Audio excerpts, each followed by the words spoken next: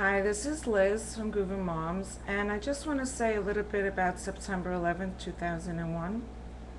It started as a regular work day. I got to work, I was the early person because Janie, the regular girl, was in Italy.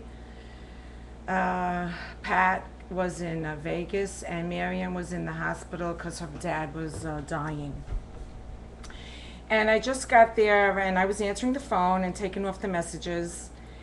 And one of the business agents, Chris, came in and he said to me, he just motioned to me. He said, put on the TV. There was a little TV for the receptionist, had a cute little TV, and I never touched it because I didn't want to break it.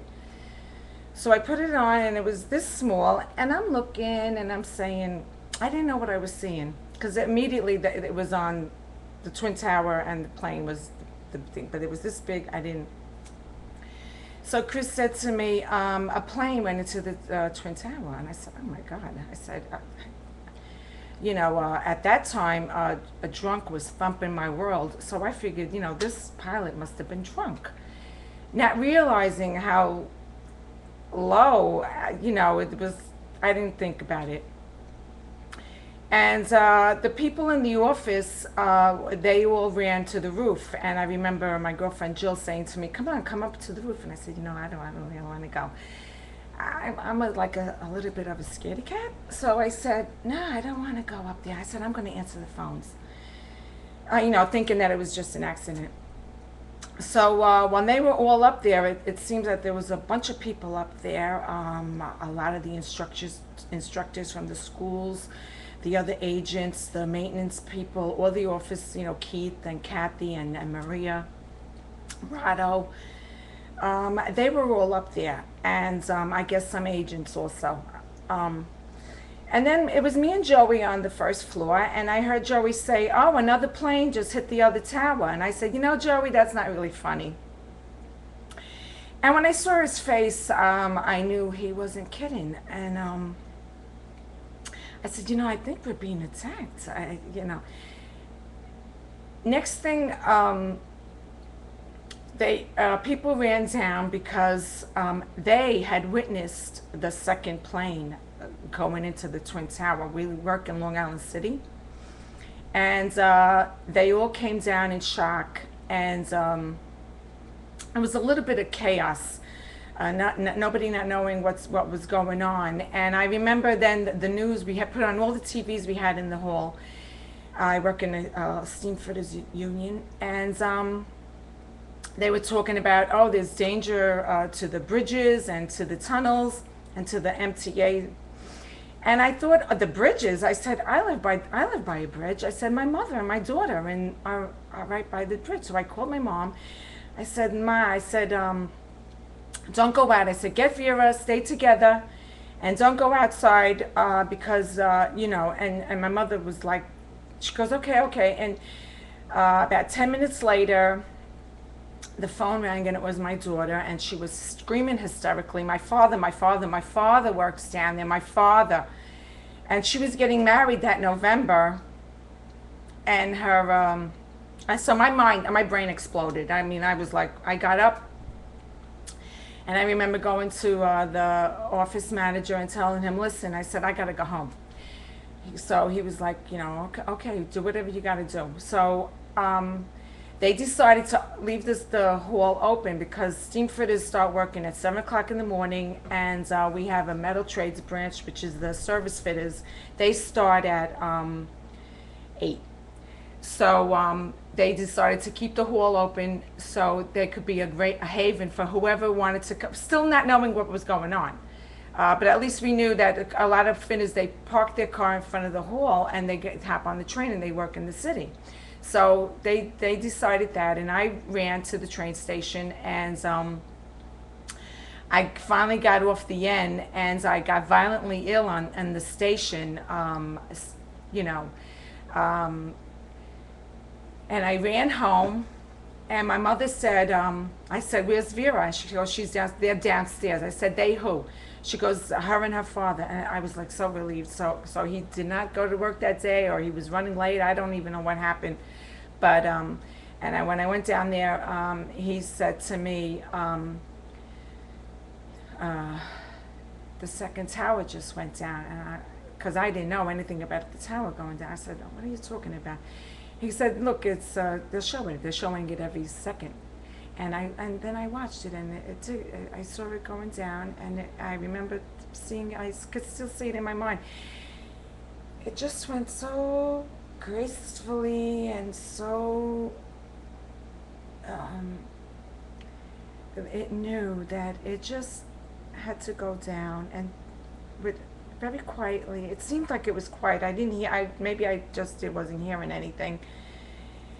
And my husband at the time is a steam fitter, and he was working on 14th Street at Con Edison. And right after I came home, they shut down the train stations. They shut down the N line.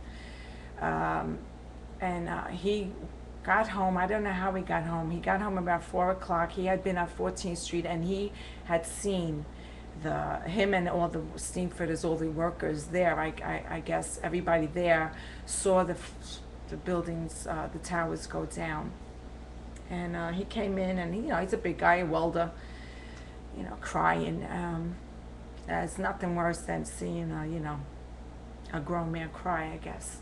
It's true what they say. And we just spent the rest of the day coming to realization of what was going on, what was happening, not believing it. Couple of days later, still watching it constantly. My husband, at one morning, I got up and I found him already dressed in his, that steam fitter outfit. And he said, I gotta go. He goes, I'm gonna go to the Javits Center. They want volunteers. So I said, the MTA was working in a way. So he went to the Javits Center, and he was put on a bus. He went as a welder. He was put on a bus, and he was driven down to Ground Zero with a lot of other volunteers, a lot of wonderful other people from all over the world, all over the country. And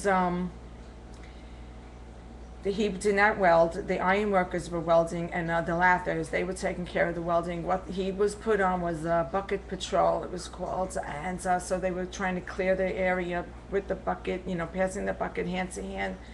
And he didn't tell me what he saw in the bucket, but I think there was things that,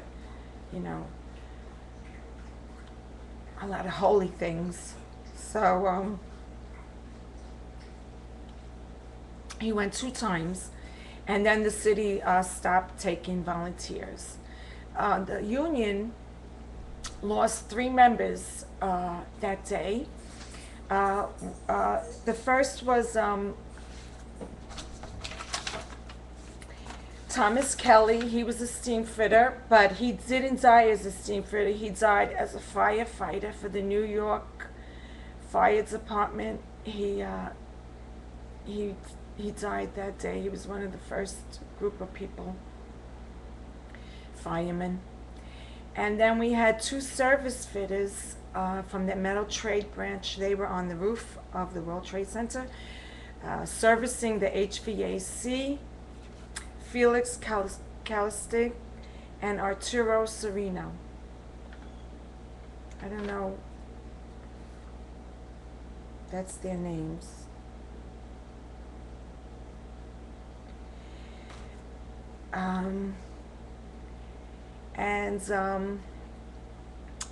I just want to say that today I still believe in the brotherhood of man, and I trust in God more than ever. And I hope that the first responders, like my husband and my ex-husband and all the people like him, get the respect they deserve and all the help they need right now.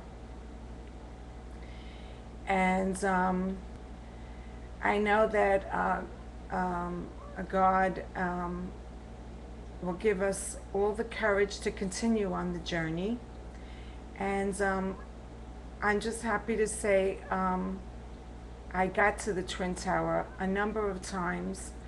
Every time we had a visitor from out of state, out of country, my dad would always make it a point to go to the World Trade Center. So, I mean, I went over 25 times, I have to say. I was there the day they were filming King Kong, and I saw King Kong after Beauty Killed the Beast. And I remember that. I love the gift shop. I wish I had bought something from there.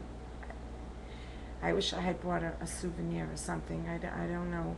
I mean, I bought souvenirs for the people that were visiting, but I never got one for myself. When I get to the new tower, I'm going to buy a souvenir. I'm going to buy a lot of stuff. So I just we're together. We're in it together, and I hope you didn't lose someone. We all lost somebody, so it doesn't really matter. And not to, and oh, we will always remember. When I'm not going to forget.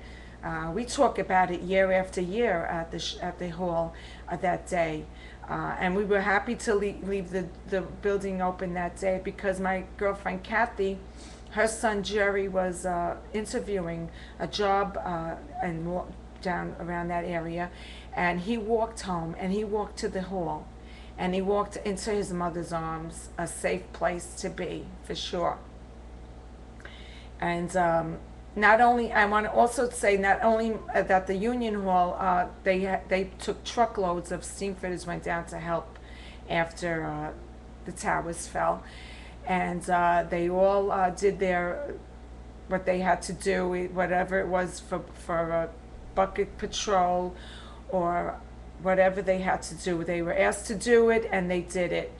And I remember my ex-husband crying also after he came from the second time he went down there, talking about the rescue dogs, how they would just run on top of the burning pile, and they'd have to be taken care of later because their paws would be so burnt, and how courageous they were.